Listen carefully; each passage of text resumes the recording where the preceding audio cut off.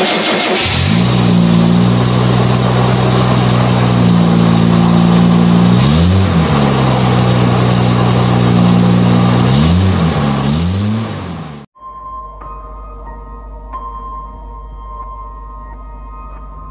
SNG Barratt, not only do we supply the parts to keep your Jaguar on the road, we also design, test and manufacture many of them right here at our UK base. Our experienced product development team use a mix of modern technology such as 3D scanners and printers, and our expert technicians get back to basics using our own fleet of cars to test the products that we offer. In our 2 manufacturing centres, we produce thousands of different parts using both time-honoured skills and current techniques to bring parts to the market for you, the enthusiast, and large OEM companies alike.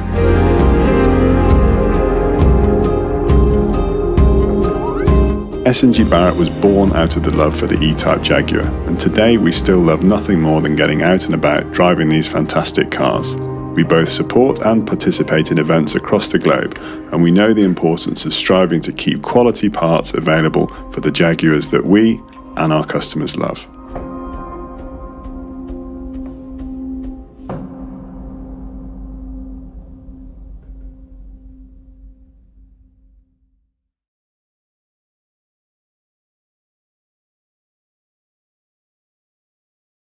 Like it? Yeah, all good. Yeah, they've just provided me with, look, this. It's like it's...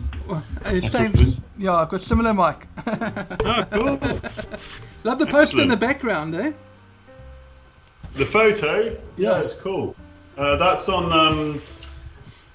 that's at Pendine Sands in South Wales, where they used to do a load of the old high-speed trials and that. And I was doing the E-Type. I took this picture on my phone. Okay. It's amazing. It's blown up so well.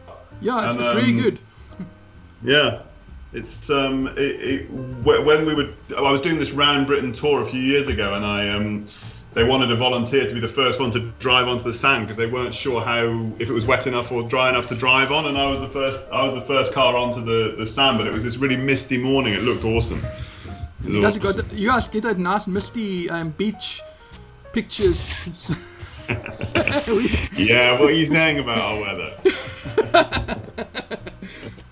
Well, yeah, somewhere over there is the sea, but you can't see it. You just blend sea and sand there. Well, so again, welcome to my podcast. So I'm going to start off with the first one saying, what is important to you as a Jaguar enthusiast yourself in terms of your company's participation in the Jaguar community? So I had to think about this, and really I think that our job in the Jaguar community is to keep Jaguars on the road, and that's one of our little taglines. But I think it's really it really encapsulates what we're doing. So that's keeping cars that are on the road, keep them going, and then bringing back cars that aren't on the road back to life, and just keeping that kind of Jaguar spirit alive is what I really think is the important thing that we do. And that can be, historically important cars, or it can just be cars that people love. I mean, I think the thing about Jaguars in general, they aren't really bought as any car. They are a Jaguar, aren't they? And people buy them because of that. And I think that that's a really important thing for us to understand, and keeping them going or bringing them back to life is, I think that's what we really love doing. So I consider that's really the important participation that we have. Yeah, and how do you manage that passion? I mean, in business and as a brand? So I think that for me, the most important, what makes this job really interesting for me, especially in a year when we haven't been able to get out on the road, which is something I'm going to talk a little bit about later, hopefully, is the fact that we do so much in-house here at SNG Barratt. So, for example, we have in our headquarters here in Bridgnorth, we have all the sales guys, but we have the marketing team, we have the purchasing team, we have a range of the ordinary departments that you'd expect. But then additionally, we have the guys doing the manufacturing, and then we have the assembly people, and then we have what we call our PDD team, which is the product design development team. Yes.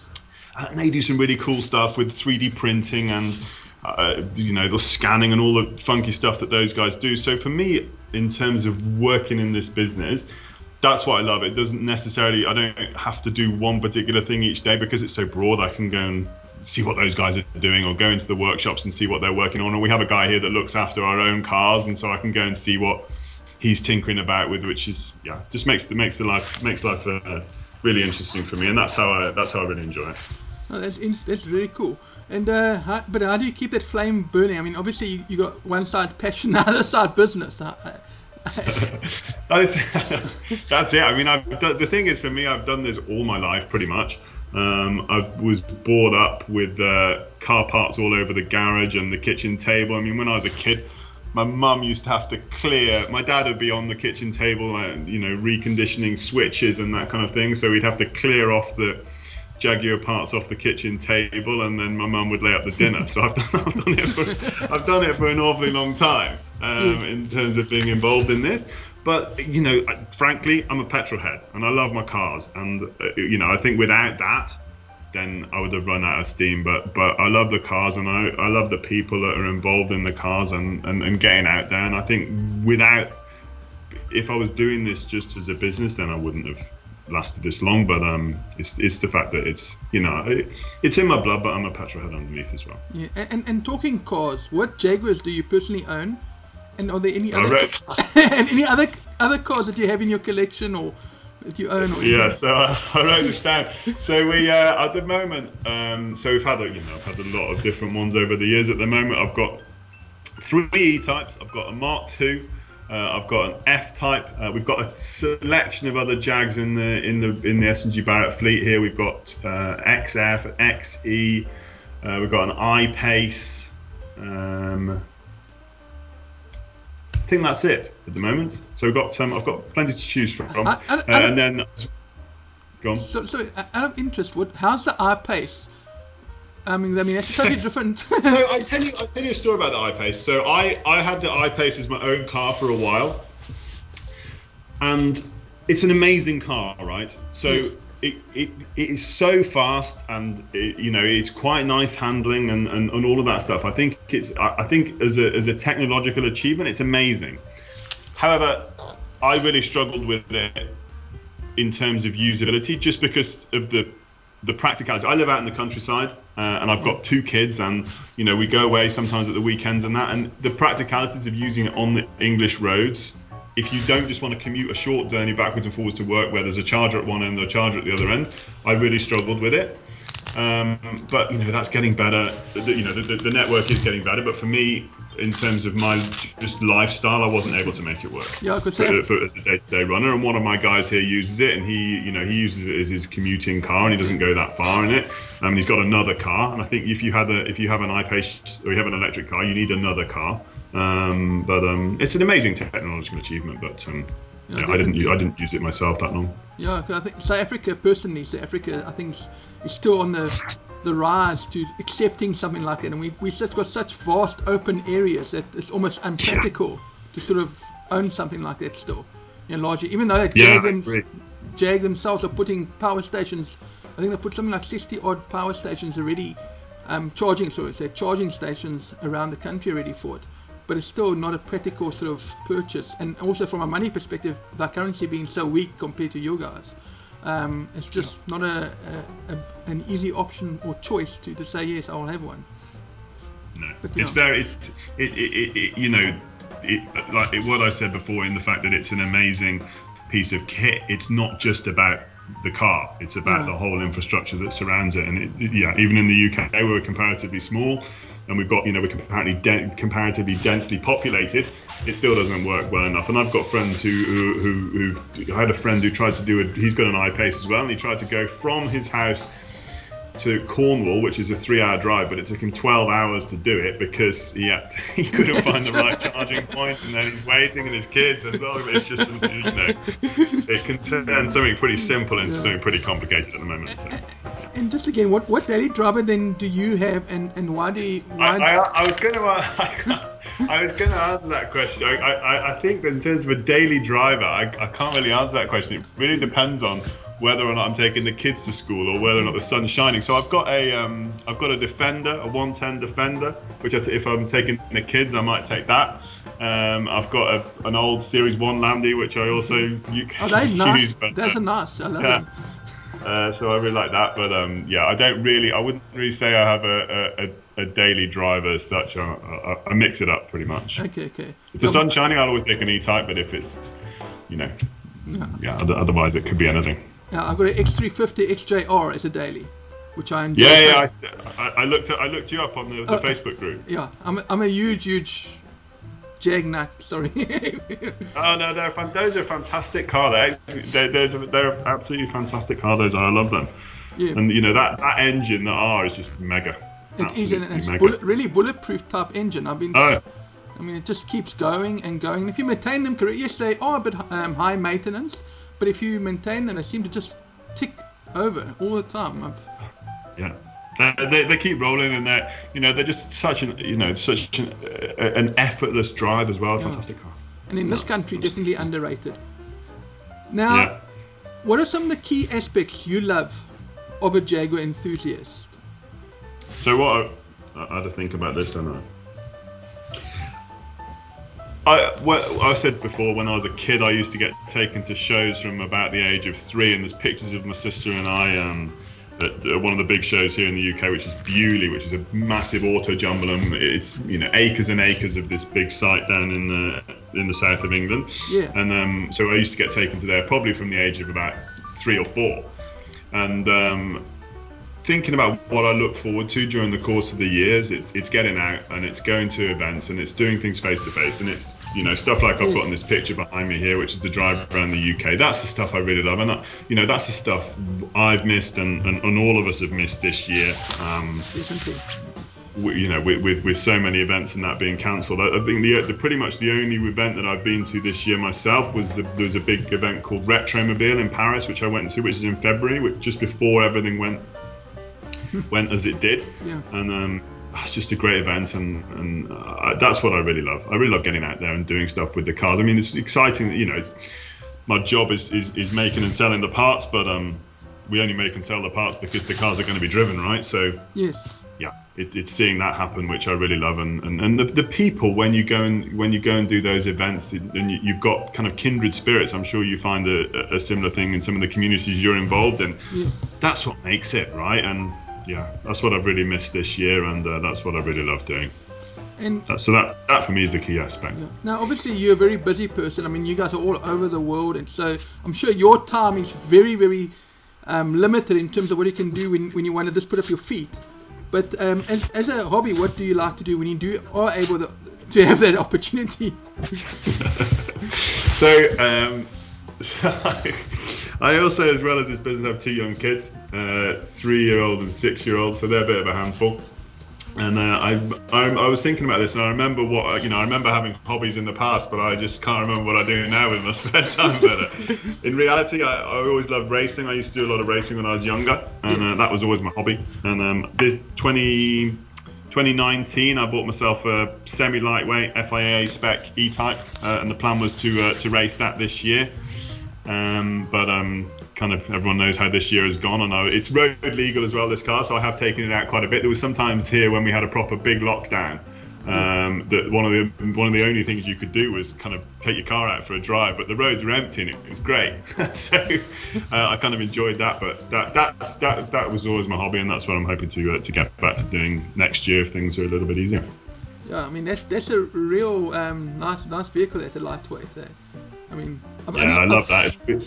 I think I've only ever seen one when in Cape Town at a place, because I had a Series 3 that I got redone for restoration, and in that place there was one that some guy had imported and was getting done there. And I'll tell you, it's something else. Seeing it like that aluminium Jag. Yeah. Oh, it's fantastic. It's an amazing car, and I'm really looking forward to being able to do some proper big events in it. And I've enjoyed there was one evening this year when I went out, and I went out in it when it was this kind of socially distanced Jaguar event that I did, and afterwards when I was coming back home, the roads back down to my house, there's these hillsides coming up on either side, and the sun was going down, and the roads were empty, and the noise of the E-Type was just reverberating off the hills around. It was just absolutely mega. Yeah, and the SK engine makes such a beautiful sound too. Yeah, it does. It's very the unique. SK engine, it's very, very addictive, isn't it? That engine, you know, the sound of it as it pulls through the rev range, just and there's nothing really like it. Feeding through the triple carbs and. Yeah, it's really good. It's fantastic. And the thing, you know, one of the good things about a lightweight is that, this semi-lightweight car that we've got is that there's no real there's no sound deadening. There's no effort to make it any quieter. And they've actually we've got all the kit for so you can put the headphones on and that, so you can speak to your passenger if you're doing a rally or something. And if you're driving on your own, you just got this sound chamber where it's just kicking off. It's absolutely brilliant. So that's brilliant, man. But like I said I don't want to keep you too much. I know you're a busy man. Where can people find your business, and how can one get in contact with SNG Barratt? Yeah, so the best way is there's two ways. I would say now is either using our website or speaking to our guys on the phone. We have got this new live chat feature online, which if you can't find what you want online, there's the guys there. And the good thing for you guys in South Africa is that our UK base is on roughly the same time scale as you, isn't it? So we're open from 8 in the morning till 10 at night. Actually, you can come through. Serious? So that's really good service. Well, actually, what we do, I'll tell you a secret. What we do at 6 o'clock in the evening is we switch the phone lines over to our American branch, and we've got 3 English guys based in America, so they're working different. So don't tell anybody. But that's what we do. But that's clever, though, man. That's business ingenuity. Yeah, because it doesn't matter. You know, one of the things we really learned this year is that it doesn't really, you know, when we'd never done any working from home or any of that stuff before this year. Yes. And we learned that, you know, you can really be anywhere. It doesn't make, you know, these guys, our guys on the phone have just got hundreds of years of experience between them. Yes. And the guys based out in America, one of the guys has been with us 30 plus years, another one's been with us 15 years or so, and you know, they've just got a absolute massive experience. So if it doesn't make any difference where they are, they can send you the parts from our UK base, or they can send them from America. It doesn't really make any difference. It doesn't make any difference to the customer where they are. So if we can help them, and we're on the phones and available at that time of night, it works for everybody. That's brilliant. No, brilliant. And what countries now are you based actually now?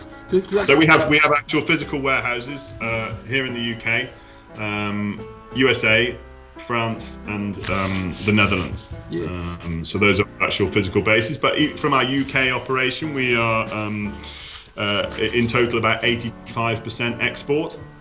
So it goes all over. We've got a good market down where you guys are in South Africa. We have Australian market is big for us. Obviously that European market, Scandinavian market, Japanese market. It's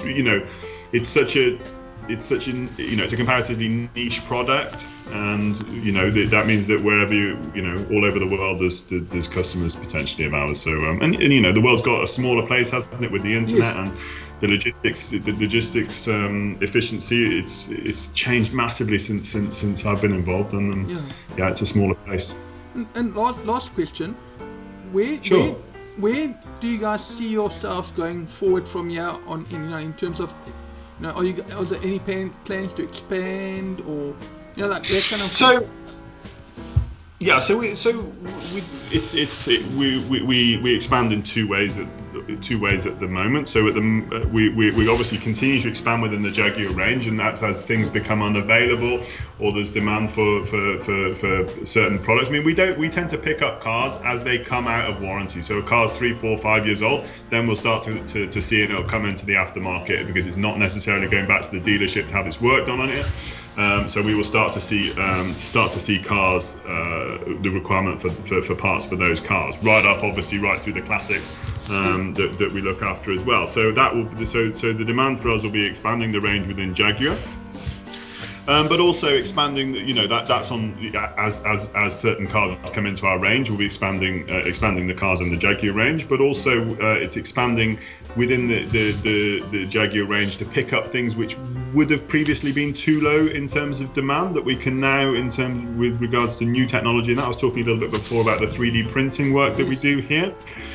And we do not only 3D printed products, we do some 3D printed tooling as well, which allows us to do really low volume products cost effectively that wouldn't have been able to be done before. And that's a really exciting part of our business. And we not only do that on the Jaguar side, we also do that on the wholesale side for some other non-Jaguar products. So we do a little bit of work with Aston Martin, for Rolls-Royce, for Bentley. So all of those areas where it's real low volume manufacturing, that's where we're pushing forward a lot at the moment. And it's those new techs have allowed us to go into make products that we wouldn't have been able to make 5 years ago, because if you'd had to invest thousands in the tooling and that, then it wouldn't have been viable. That's one of the really exciting things that we have. That's great. And like, I mean, if say a customer approached you and said, listen, I'm looking for this part, but you don't have it in your stock, or even planning of production, would you be able to sort of say to the customer, well, are you willing to wait, or can we try and help?